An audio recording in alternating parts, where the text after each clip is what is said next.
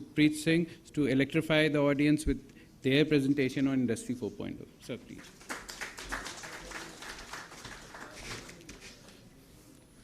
Thank you. So, a very good afternoon to all of you. It is very difficult to electrify at this stage, but I'll try my best. So, interestingly, I have been the last speaker, and I have been listening to all the quality information which I could gather, and there are a lot of inputs which I take from here, and that is the value addition which I'll take. I'll be speaking more about Industry 4.0 and CoE as a how CoE can actually value add in this entire ecosystem, because I represent a center of excellence with NIT Kurukshetra, and I must sensitize this forum that the optimal utilization of center of excellence is very far distant so far, but although the potential of center of excellence has been not been explored to its extent. So let me first discuss with you my understanding of Industry 4.0. So when we say that a factory is a smart factory, what exactly we are touching, or what are the areas we are talking about? So these are some of the things which we are discussing: digital twin, additive manufacturing, AI, ML, AR, VR, so all big data analysts. So all these things are integral part of Industry 4.0. Now, when we say that a particular manufacturing unit has moved from 3.0 to 4.0, we are actually saying that all these areas are being there present now with that manufacturing unit. It is smart in nature. So when the factory is so smart, that means the worker or the force which is driving that factory has to be smart. Now we need to understand that how this force is developed, how this force is skilled, and how we can actually make them enable use these kind of advanced technologies which are coming in place. Look at the solutions which automotive industry is targeting or they have already achieved. So when we say digital twin may be a new word for someone who is a learner, but for an industry, when we say digital twin, they are basically looking at simulation of the entire plant. They are also looking at simulation of each process of plant. So every process need to be simulated and the entire plant need to be simulated. So any new plant which has to be manufactured, there has to be a digital twin for them. There should be a simulated model for them which should take real-time values, and it should be optimized before you can actually start the construction or start the installation of machinery. So there it supports green technology in a big way. So this is the area we are talking about. When we say additive manufacturing, so it is a big area which is growing in Indian market, where we are saying that now if you want to even make that one part in an automotive industry has a lot of spares, and these spares keep on changing. There is an optimization, there is an improvement which is doing.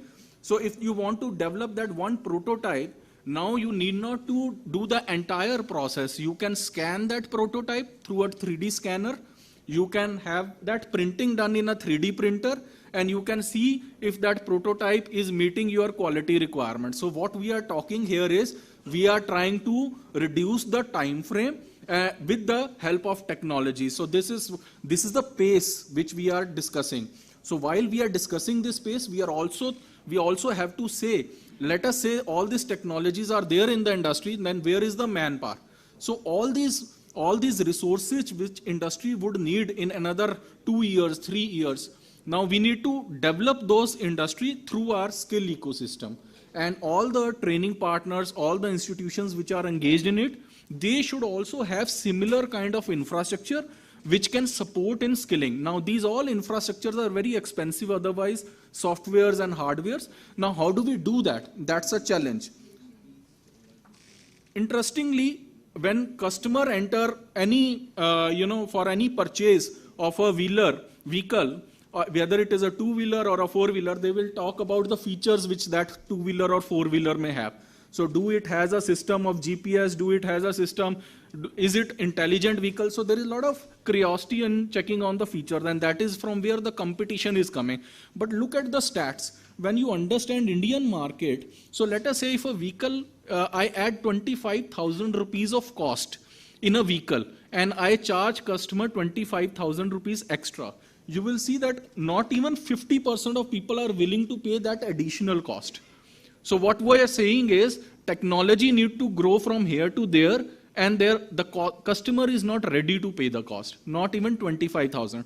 Now that is an interesting concept. Now how do we deal with it? Because it involves a lot of R&D. It also involves a lot of, initially you need to incur a capex. You also need to put right people in place, and then you will get those solutions. How do we deal with it? Here you will have something called last mile solutions from Center of Excellence. It is a wonderful concept, and I must share the infrastructure which we have here at NIT Kurukshetra, 11 laboratories, all industry grade, all having infrastructure with which we can provide solutions to industry and to the learner. So with one hand we are doing work for industry, and with other hand we are also helping the learners to understand that technology and to implement it by doing some hands-on. I can see from the discussion which is happening that there is a lot of demand which is going to come tomorrow in additive manufacturing, product designing, and CAM programming. You will have those requirements as a skilling requirements. Now, one is the theory part of it. Like you can give a 2 weeks or a 4 weeks or a self-learning module to them, and they should be knowing the technology. But what is about the hands-on?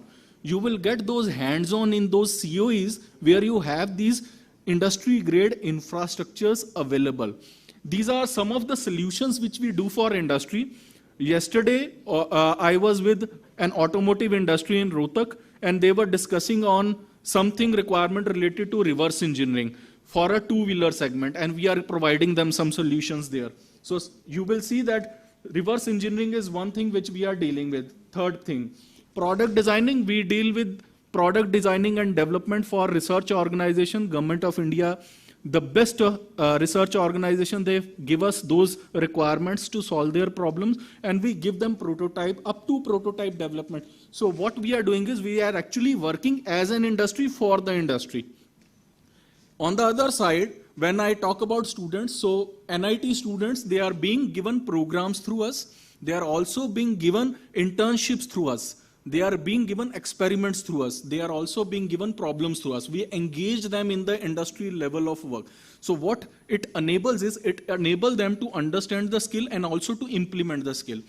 The beautiful solution which NIT has come out with is that they are flexible now with their approach that they should also join other institutions, other governing bodies, other skill councils, where any student from outside, if they want to practice, if they want to do hands-on, if they want to learn any particular skill, they can come under an MOU with us, and they can use our infrastructure for them. So this is an opportunity for all of you. These are some of the programs which we have built in, and like one of my the friend, he was sharing that we need programs from 16 hours, not bigger programs. So we can see that we have programs from 16 hours, and it can go up to 150 hours depending on the requirement, depending on the technology. We have also gone to a level of designing on-demand trainings. So let us say this one person require a skill. We give him an on-demand training that you will get this skill through a program, and we design that program. So look at the flexibility with which CoEs are working within an academic institution. These are the programs which are listed by us, although we are now in process of offering close to 100 programs. So these are 38. We have added 70 new in this. There is something called dual certification which we have worked out with ASDC. This will be shortly reaching you, all the academic institutions. This is basically on automotive digital manufacturing. So what all modules we are covering here, I have mentioned here. A student will, or a learner will get an exposure to actually work on the line.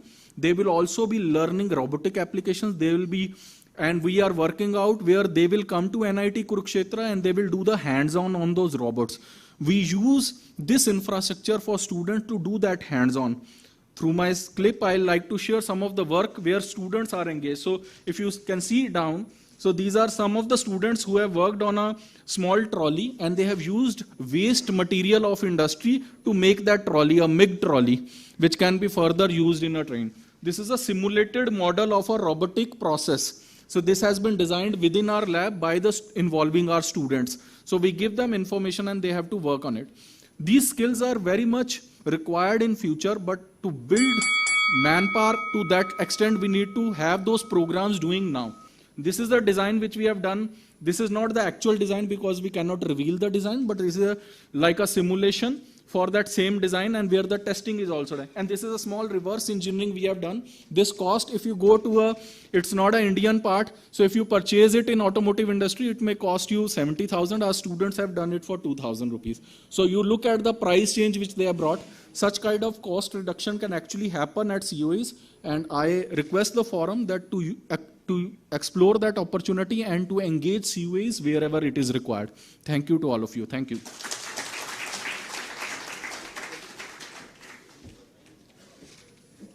Thank you, sir. So may I request Dr. K.C. Vora, CEO, College of Engineering, Pune, BHAU Institute, former Senior Deputy Director and Head ARI, Academic Chairperson ASDC Expert Group on Electric Vehicle, to facilitate our partners Mr. Abhishek Singh and Mr. Sukhpreet Singh. Please be on stage.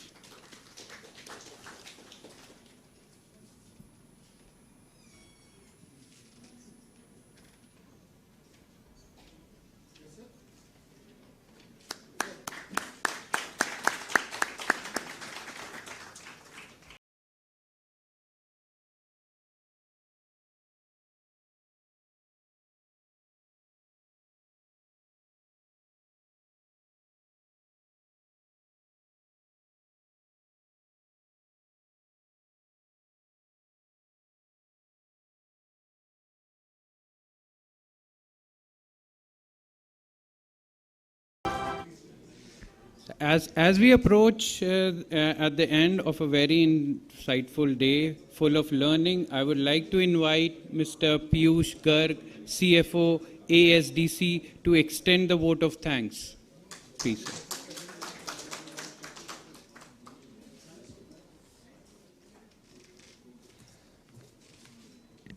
Thank you, Asim. Good afternoon, everyone. It's a lovely day to have a wonderful chief guest, Mr. Rajesh Agrawal ji, Secretary MSD, guest of honor Nirmaljeet Singh Kalsi, Chairperson NCVET, Mr. Vedmani Tiwari, and officiating CEO NSDC, distinguished guest Mr. Vinod Agrawal, President ASDC and Managing Director of VE Commercial Vehicles Limited, and all the dignitaries and training partners who joined from all the country to help us in making this event a success after a 2 years break because of the historic COVID-19. Thank you all. I would also like to thank our esteemed participants at the session who are the leading luminaries from the automotive sector and related disciplines for enriching the discourse with their invaluable thoughts and ideas. It has truly been a very enriching session. Thank you all. Any forum the scale requires multi-stakeholders, collaboration and commitment. A big thanks to our sponsors and partners for their support, who have been instrumental in not only making the occasion possible, but also successful. The automotive sector is expected to undergo a tremendous change over the next decade, and it is the commitment of ASDC to give its best in delivering a future-oriented skilled workforce. We thank our partners, Learned Skills Limited, SPIWD, MTA, Frosties India Private Limited, Banyan Education Services, Caroliner, Snap-on, Aisher Bus and Trucks, Mercer Metal, EduVantage, TVS Training and Services Limited, Green Gas Limited, Honda Motor Company, Kotak Mahindra Bank, Prerna Engineering Education Group Private Limited, ProExcel Services Private Limited, Growth Source, Prima Competencies, AAMC Training India Private Limited. Thank you all. Last but not the least, thanks to the audience and our friends from the media for supporting the forum. Thank you everyone for being a part of this initiative and hope to see you all at the ASDC annual conclave, which is expected to happen in September 2022. Thank you all. With this, I would request you to proceed for lunch. Thank you.